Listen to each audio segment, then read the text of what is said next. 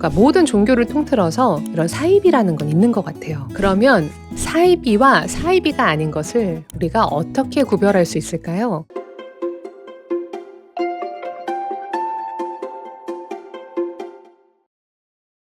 안녕하세요. 마부지기 유정은입니다.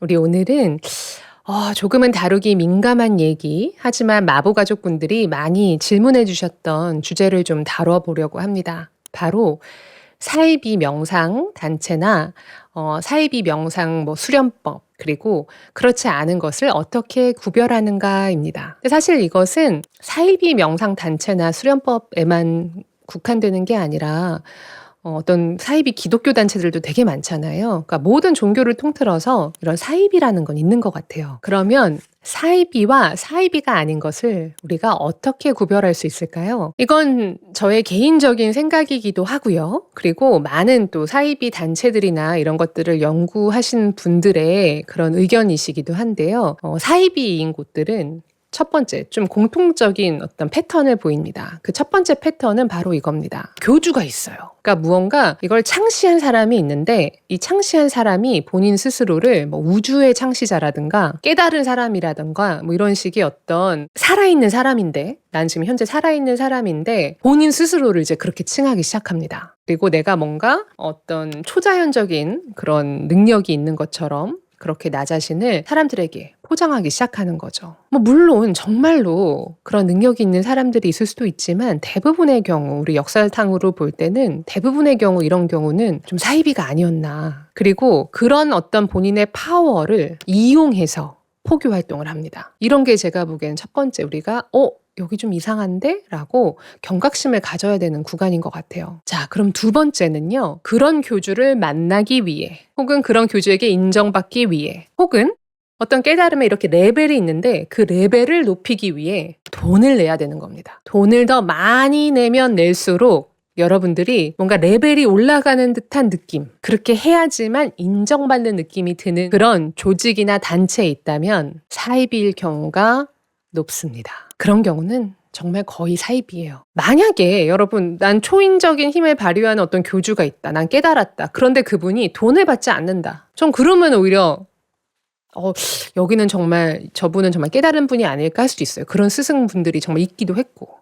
근데 만약 초인적인 힘을 발휘하는 뭔가 우주를 창시한 교주와 거기에 돈까지 엮인다. 내가 내 모든 걸 다 바쳐야 되는 상황이 온다. 이러면 이제 여기는 10중 8구 사이비입니다. 그리고 이제 마지막입니다. 사이비 단체의 또 하나의 특징은요. 들어갈 때는 쉬운데요. 나오기가 어려워요. 그래서 나올 때 그 주변 사람들의 압박과 압력이 엄청 심하다고 합니다. 그래서 굉장히 용기를 갖고 나와야 된다고 해요. 자, 이 세 가지 특징.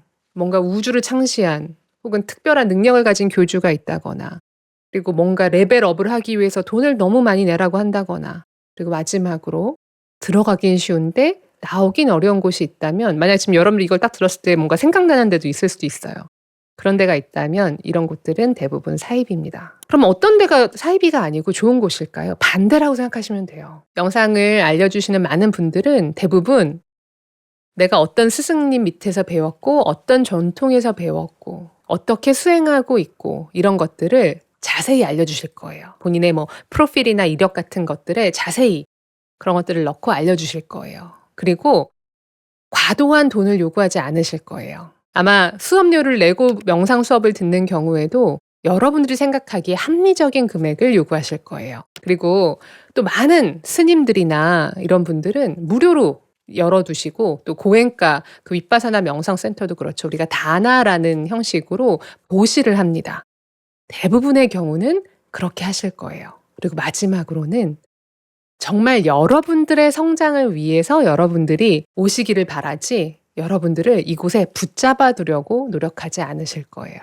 그러면 이제 많은 분들이 이렇게 생각하세요. 그러면 사이비에 그런 거 빠지는 사람들은 좀 이상한 거 아니야 또? 이렇게 생각하시는데 전 이렇게 생각합니다. 우리가 어떤 거 이런 식으로 의지하게 되는 경우는요. 사실은 내 마음에 어떤 그런 약한 부분, 의지하고 싶은 부분이 있어서일 수도 있어요.